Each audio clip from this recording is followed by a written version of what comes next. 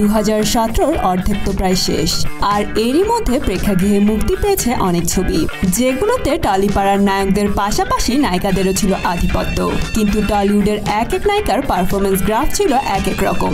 চলুন তাহলে দেখে নেওয়া যাক এই অর্থ বছরে আলোচনার শীর্ষে কোন 5 নায়িকা ছিল।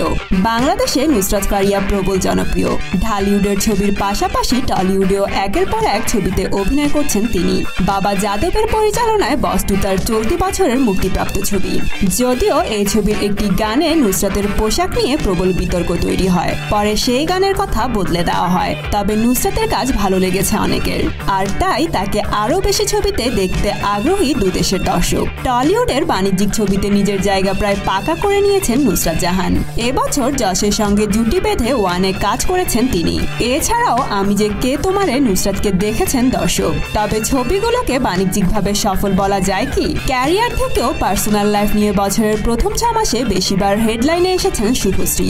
পরিচালক রাজ চক্রবর্তীর সঙ্গে সম্পর্ক ভেঙেছে তার, প্রকাশ্যে সে কথা স্বীকারও করে নিয়েছেন দুজন। কিন্তু ছবির ভাড়া তেমন ভরেনি।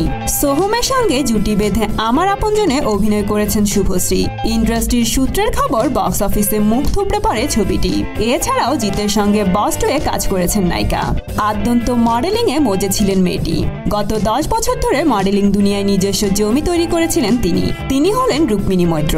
টলিউডে এন্ট্রি তার বিশেষ বন্ধু দেবের হাত ধরে। রাজ চক্রবর্তীর পরিচালনায় চ্যাম্প রুক্মিণীর ডেবিউ ফিল্ম, আর তিনি বোধহয় হাফ ইয়ারলির সেরা আবিষ্কার। ছবিটি দেখার পর বেশিরভাগ দর্শকের মনে হয়েছে এটাই যে ডেবিউ ফিল্ম। তার রুক্মিণীর স্বাভাবিক অভিনয় দেখে একেবারেই মনে হয়নি। জয়া আহসান হতে পারে তিনি ঢালিউডের নায়িকা, তবে বেশ কয়েক বছর ধরে টলিউডে জমিয়ে কাজ করছেন জয়া। 2016 এর প্রথম 6 মাসে জয়ার হাতে ছিল মাত্র একটি ছবি, আর সেটি হলো কৌশিক গঙ্গোপাধ্যায়ের বিসর্জন। কিন্তু একটাতেই বাজিমাত করেছেন তিনি। স্টেপ আউট করে 6 মারা যাকে বলে। এই ছবি বাণিজ্যিকভাবে সফল তো বটেই, আর জয়ার অভিনয় আলাদা করে প্রশংসার দাবি রাখে। তাই জয়ার মার্কশিট বেশ ভালো বলেই মনে করছেন দর্শক। মিমি চক্রবর্তী 2017 যেন মিমির কাছে চমকে দেওয়ার বছর।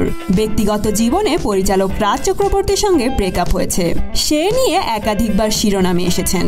তবে এ বছরই ক্যারিয়ারে একটা মাইলস্টোন পেরিয়ে গেছেন নায়িকা। সৌজন্যে পরিচালক জুটি শিবপ্রসাদ মুখোপাধ্যায় ও নন্দিতা রায়ের ছবি পোস্ত। চেনা মিমিকে একেবারে বদলে ফেলেছেন তারা।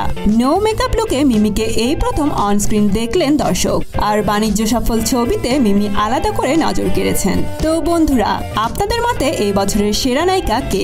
কমেন্ট করে জানিয়ে দিন।